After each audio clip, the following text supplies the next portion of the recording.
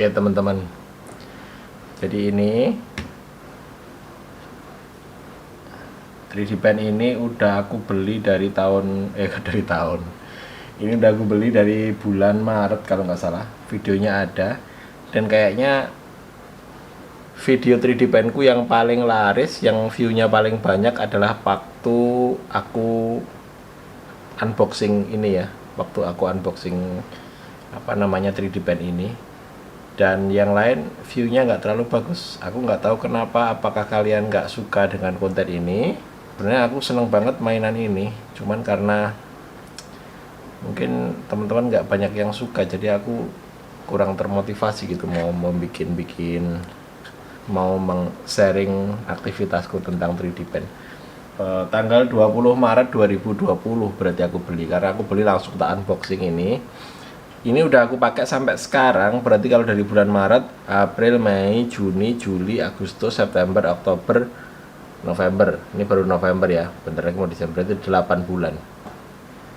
Udah aku pakai selama 8 bulan ya, meskipun belum banyak ya. Sebenarnya ini tak pakainya bukan cuma di video yang aku share ke teman-teman, tapi di beberapa kali aku pemakaian, misalkan untuk ngerjain project-project, untuk nempelin komponen dan sebagainya, tapi nggak aku rekam ya sengaja ya, karena viewnya nggak terlalu banyak dan aku rada males ngeditnya gitu. Jadi ini aku mau sharing bahwa ini lumayan awet menurutku, karena udah pemakaian 8 bulan dan aku belum pernah mengalami masalah ya menggunakan ini. Menurutku sih masih oke-oke aja, dan ini masih nyala sampai sekarang. Cuman ada beberapa mungkin kekurangan ya. Kalau masalah sih nggak ada, tapi kekurangannya ini, dia kontrol speednya ini kurang bagus. Kalau teman-teman lihat yang ini, kontrol speednya ini, jadi dia hanya bisa kenceng sama lambat, nggak bisa, ini sebenarnya nggak bisa diatur nih. Aku nggak tahu karena aku nggak bisa ngatur, atau memang, atau teman-teman kalian yang beli 3D pen jenis ini apakah mengalami hal yang sama atau enggak ya. Kamu komen aja di bawah ya kalau misalkan kalian mengalami hal yang sama, atau kalau enggak kalian juga komen juga, kasih tahu mungkin aku yang salah pakainya. Karena ini lumayan panjang nih kalau kita putar nih. Ini lumayan panjang ya. Tapi ini kalau tak putar gini dia lambat. Aku lupa ini lambat apa cepet ya. Ini lambat, misalkan ini cepat gitu. Jadi dia cuma bisa lambat sama cepet doang, tapi nggak bisa antara tengah-tengahnya gitu loh. Nggak ada gradasinya. Tak kirain tuh dulu ini lambat banget, terus ini cepet banget, terus aku tambahin geser dikit itu bisa berkurang kecepatannya. Aku geser dikit bisa berkurang.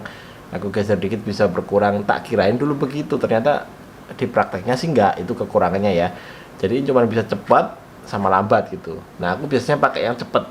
Dulu waktu aku pemakaian awal ini pakai yang cepat gini, itu keteteran ya, karena belum terbiasa. Jadi ini keluarnya cepat, tapi aku tangannya belum terbiasa, jadi keteteran. Tapi kalau pakai yang lambat itu terlalu lambat menurutku. Jadi keluarnya tek tek tek tek tek pelan banget. Jadi agak susah ya. Tapi sekarang aku udah mulai terbiasa pakai yang cepat gini.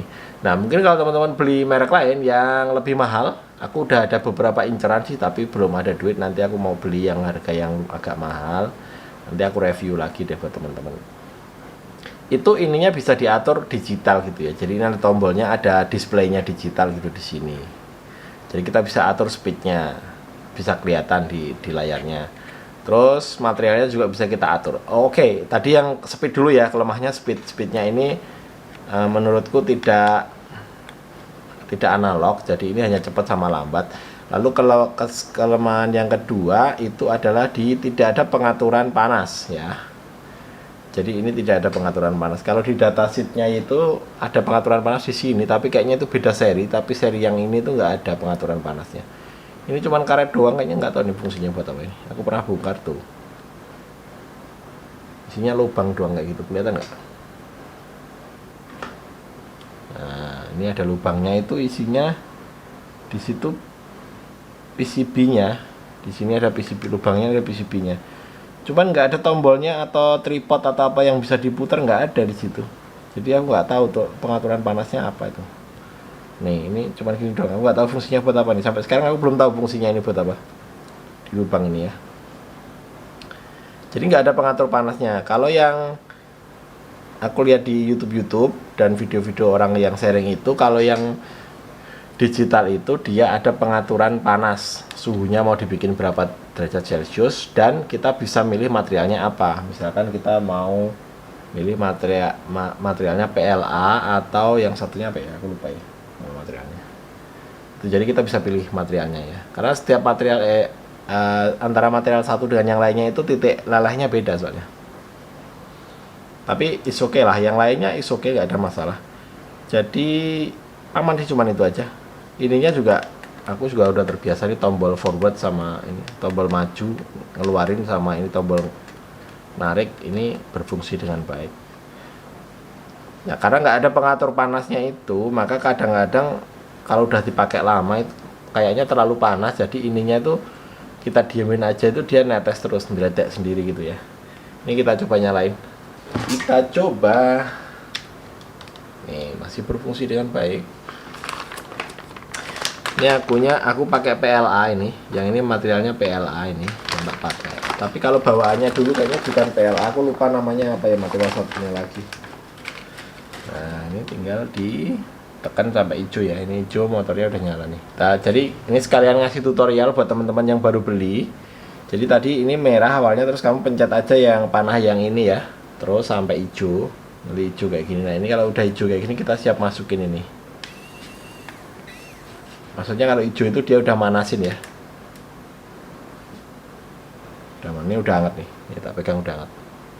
Terus kita masukin aja lewat atas sini. Nah dia udah masuk nih otomatis tuh. Tuh udah keluar, nih udah keluar ya. Udah keluar.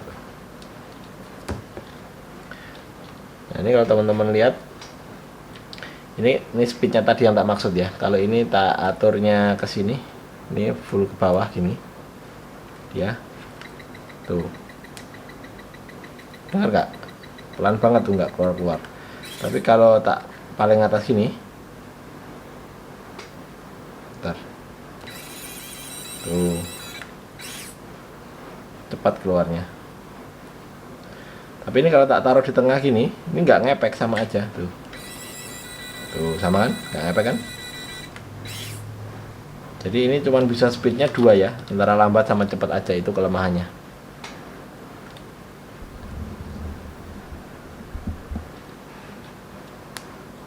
Oke, ini nggak terlalu kelihatan. Aku harus pakai tangan kiri berarti kalau di sini.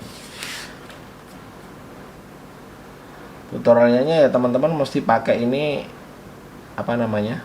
Pertama pakai landasan dulu kayak gini. Jadi ya mau nggak mau kamu harus pakai yang cepat ya. Nah kayak gini. Kamu latihan aja pertama kayak gini, bikin kotak. Nah kayak gini pertama, bikin kotak aja dulu gitu. Pakai landasan ya. Kalau kamu nggak punya ini cutting mat ini, kamu bisa pakai kertas atau apalah yang agak tahan panas ya. Kertas HVA juga masih tahan. Nih lihat nih, ini keluar sendiri tuh, jeleknya dia keluar sendiri.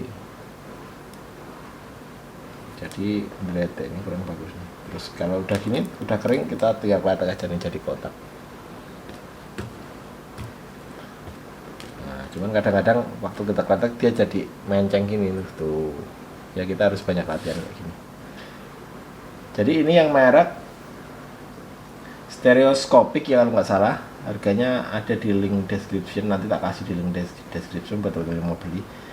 Nah, teman-teman mesti harus biasakan diri menggunakan ini. Ya mungkin itu aja teman-teman sharingnya. Jadi buat kalian yang mau buat belajar kayak saya, setelah 8 bulan pemakaian tidak ada masalah. Saya ya cuman tadi itu kelemahannya. Nah mungkin teman-teman mengalami pengalaman yang berbeda ya, kamu sharing aja di kolom komentar. Mungkin gitu aja teman-teman. Nanti aku akan sharing lagi di video yang lain tentang 3D pen. Sampai ketemu di next video. Dadah.